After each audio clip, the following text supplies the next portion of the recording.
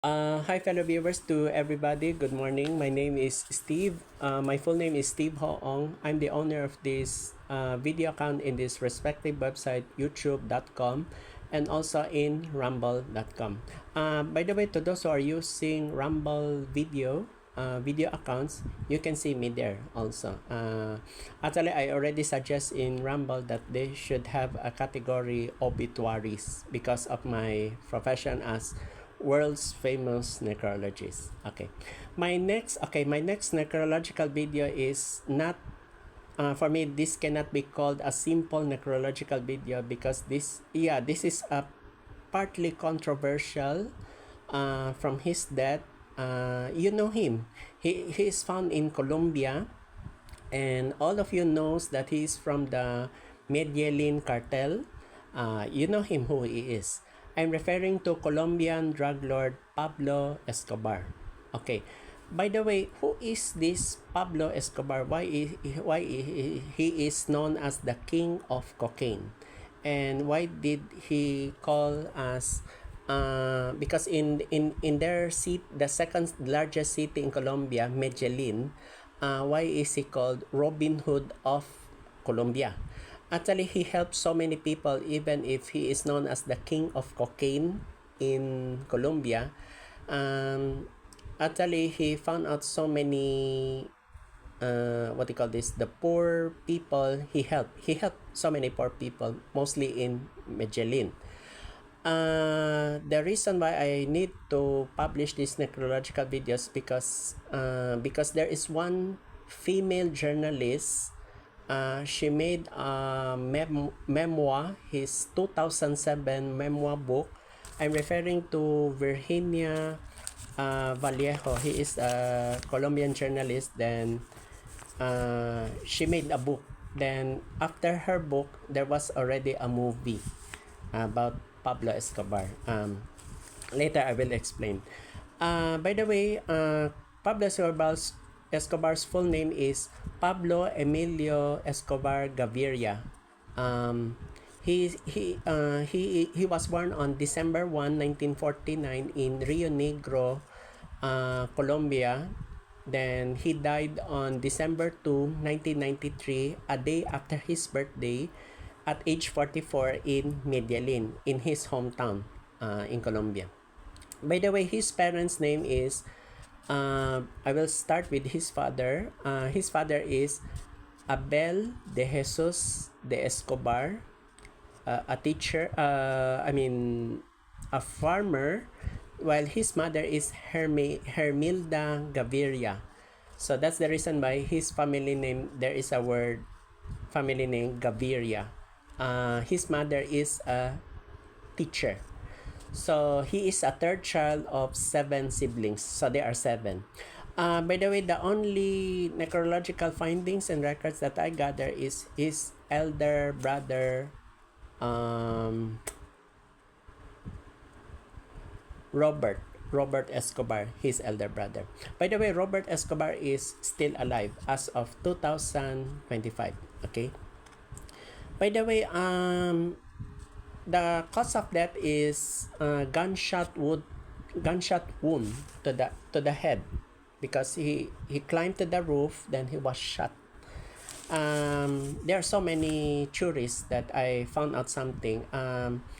It's not only the Colombian National Police. It's not the jury that I found out, but in the head, yes. Then he is wearing blue shirt and blue pants when he was killed that time. By the way, he has so many names. I will mention Spanish, then it will be translated in English. Oh, by the way, before I proceed, this necrological video is a purely English, not Spanish. His other names are El Patron, which is the boss, Don Pablo, Sir Pablo, El Padrino, the Godfather, El Diablo, the Devil, Paisa Robin Hood. So that's the reason why I called him Robin Hood of Colombia. By the way, don't you worry, to all viewers, I will mention there in the description Robin Hood of Colombia, or Colombia, Robinhood. Two, two separate, two separate pairs. By the way, he is married only once and he has two children. His wife is Maria Victoria Henao. They married 1976 in his personal life. So his daughter is Manuela, the daughter, and he has only one son, Juan Pablo, who is now he changed his name to Marroquin. Actually, he applied an asylum that time. Then his wife is already in Argentina. I don't know what happened to her now as of 2025. But the details, I have the details. That's the reason why I cannot declare this necrological video as simple. So this is a heavy content necrological video. By the way, a lot of you will ask, did he create a private prison? Yes, he created a prison called La Catedral. By the way, La Catedral was started in 1991. Then it was closed on July 1992 because he was already a fugitive by the Colombian authorities. Actually, La Catedral is Pablo Escobar's private jail or private prison, meaning he made his own prison in his home country. Then he built his luxury prison in 1991, as what I've said, 1991. Then in that prison cell that time, there is a soccer field, swimming pool with waterfalls. Can you imagine? Swimming pool with waterfalls and nightclub. He made a prison camp. There is a nightclub. Wow. So this is a very, I know, it comes to your mind. It's a controversial. So that's it. By the way, if you will ask me, is there a prison that is a swimming pool with waterfalls? For me, there is no. Because if you make a prison in every country, there is a cell, prison cell. So that's it. Then this is a very controversial. Then right now, as of 2025, it's already a monk. It is it was confirmed it was already lived by the monk, meaning a Catholic monk. I'm not so sure if Franciscan monk or Augustinian monk. A monk, M-O-N-K, monk. Then his property, I already confirmed, he has a private real estate, meaning his own house. Hideout, this is called Hacienda Napoles, meaning on his mother's what do you call this, mother's hometown, Medellin. It is now Hacienda Napoles is now a theme park as of this year, 2025 theme park. By the way, his network is so big. Just imagine he reached in Bahamas. He reached in South Florida, the marijuana, cocaine. Imagine South Florida, state of California, so it reached in Los Angeles, then Puerto Rico. By the way, Puerto Rico is now the 51st state in United States, but during his time, it's part of Latin America that time. Then I will mention some names that is very important. You need to pay attention. Who are persons involved? What is called Medellin Cartel. Actually, Medellin Cartel started in it's a drug crime organization or an organized crime in of course in Medellin, the second largest city in Colombia. Of course, he is founded by Pablo Escobar. Then many persons are involved, such as Gilberto Rodriguez Orejuela and Miguel Rodriguez Orejuela. These are brothers.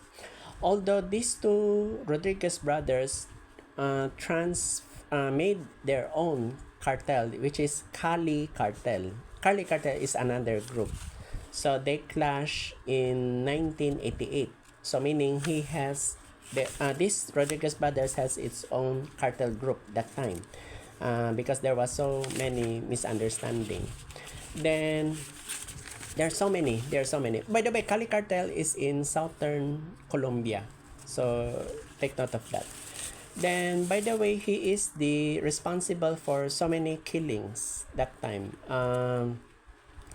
He is responsible for the many. He killed so many lawyers, judges, even journalists. I was so shocked. By the way, he is the one who is responsible for the killing of Guillermo Cano Isasa, or known as Guillermo Cano. He's a Colombian journalist on the title of the newspaper El Espectador. He is the mastermind.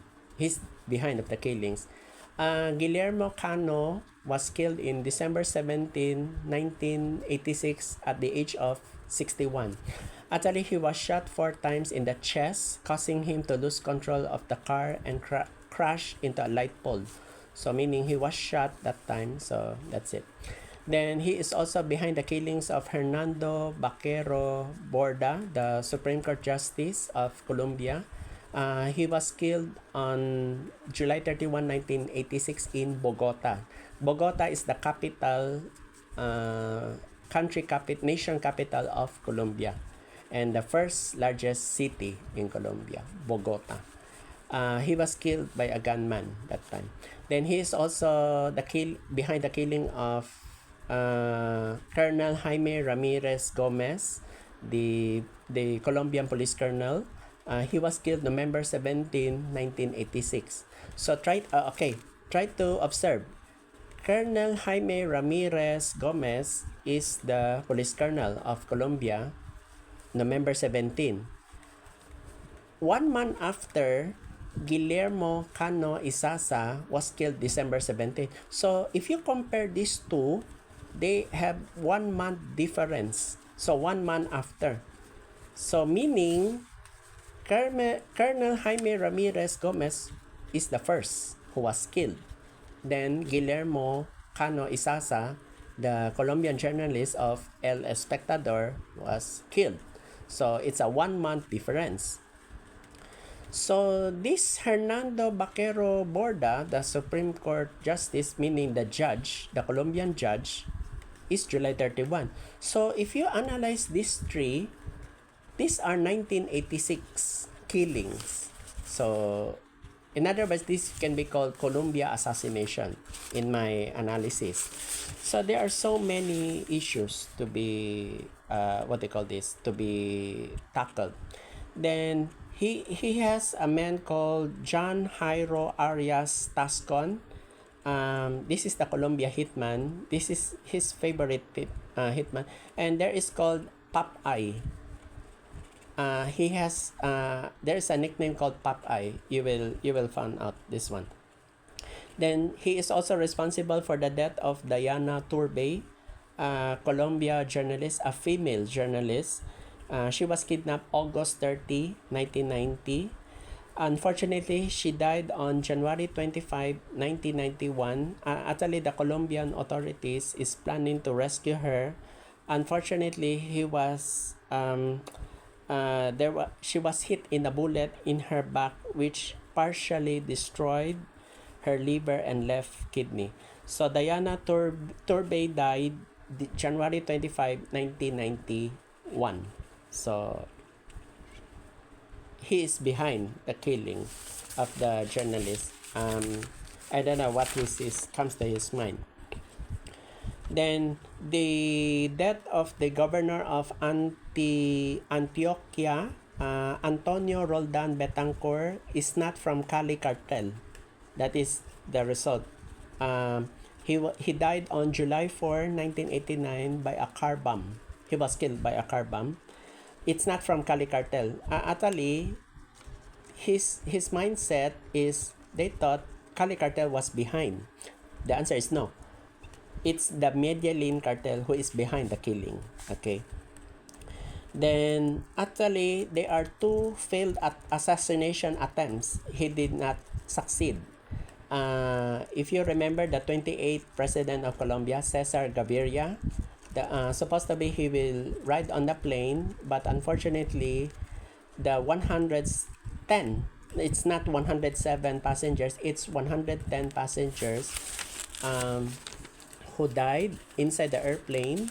Then he's behind the bombing. This happened in November 27, 1989. So this is a very biggest mistake he did. Then he is also responsible for the killing of Justice Rodrigo Lara Bonilla, or known as Rodrigo Lara, the Colombian lawyer and the politician of prosecuting cocaine traffickers mainly belonging to the Medellin Cartel. Actually, this is his biggest achievement of Pablo Escobar. He killed this Rodrigo Lara.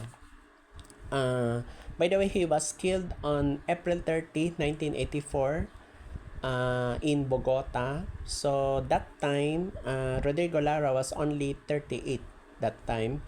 And during that time, the president is President Belisario Betancourt, which is the 26th president of Colombia from 1982 to 1986. So he attended the funeral ceremony during the death of Justice Rodrigo Lara that time. So this is his biggest achievement because Rodrigo Lara that time made not a mistake, but he is against Pablo Escobar that time because 1982 Pablo Escobar was a congressman. Yes, Pablo Escobar was a politician that time under, if I'm not mistaken, a liberal party. So this is a very very controversial that time. Then actually, by the way, I'd like you to give a political feedback. In 1982 that time he was when he was a congressman, because the truth is he was elected as an alternate member of the Chamber of Representatives as part of the Liberal Party that time. So he was proud. He was proud to be a congressman that time. Then he was removed on that political party because they don't like to have a bad background of because he is involved in cocaine dealer. So that's it. Then it so happened there's so many people that I will mention. Then I found out something, so many. It's not only 4,000 people, not only the judge, the police, even journalists. I don't know why. What comes to his mind? Then, by the way, he's also responsible for the DAS building bombing in December 6, 1989. That's in the capital of Colombia, Bogota. Supposed to be their target is General Miguel Alfredo Massa Marquez. Unfortunately, he was not inside that building during that time.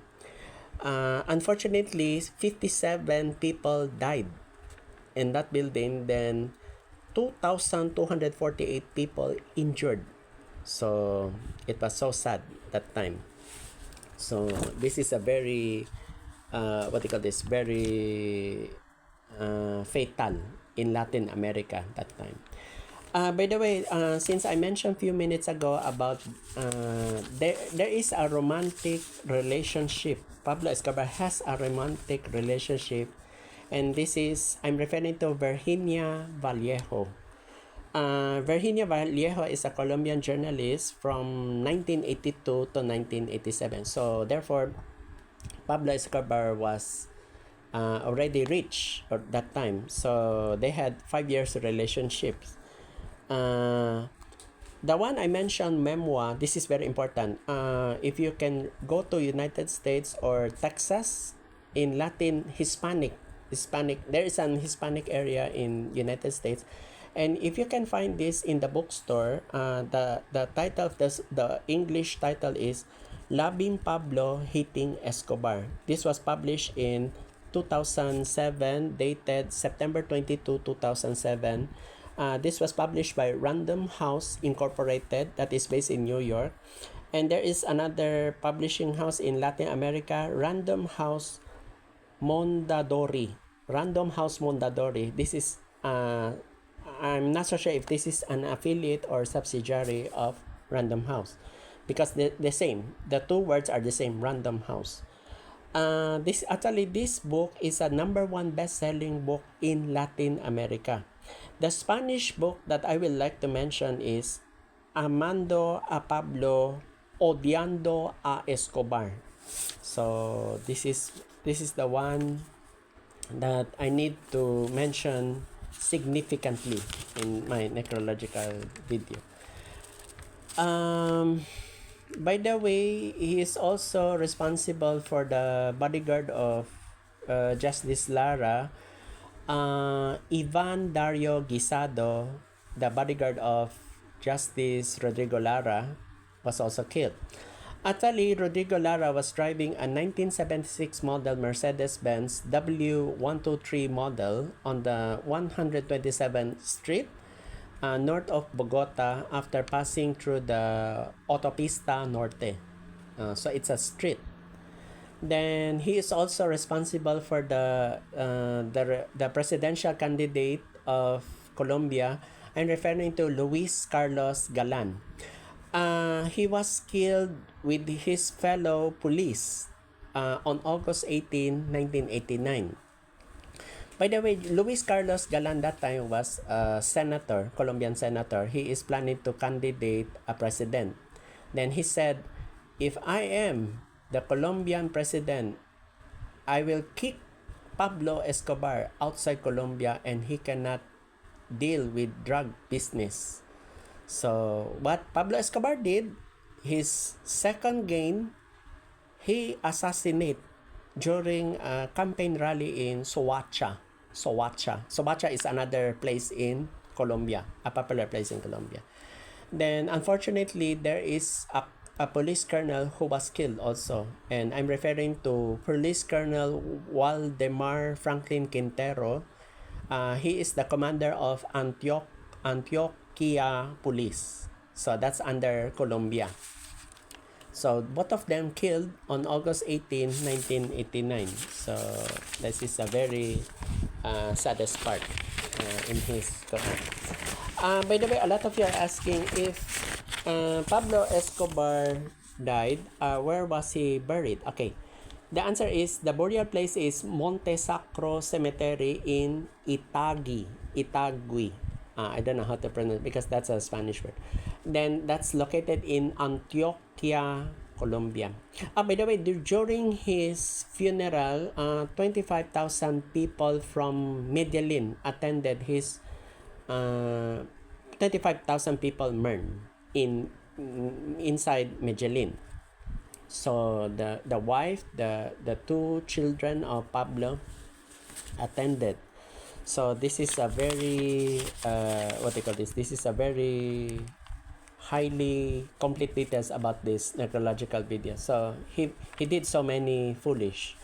Actually, he failed to kill Cesar Gaviria, the 28th president of Colombia from 90. I'm not so sure if this is 1990 to 1994. He failed to kill Cesar Gaviria. Actually, he was a president. Then, when Pablo Escobar died, this is the administration of Cesar Gaviria that time. By the way, a lot of you will ask, why did I mention U.S. President Jimmy Carter? This Pablo Escobar. Actually, he is planning to make a U.S. law that time about extradition. Actually, to be honest, Pablo Escobar was not extradited that time. Then a lot of people will be surprised of what I found out. Actually, Pablo Escobar offered to the Colombian national government that he will offer to pay all national debts, foreign debts to other countries, as long he will be given immunity.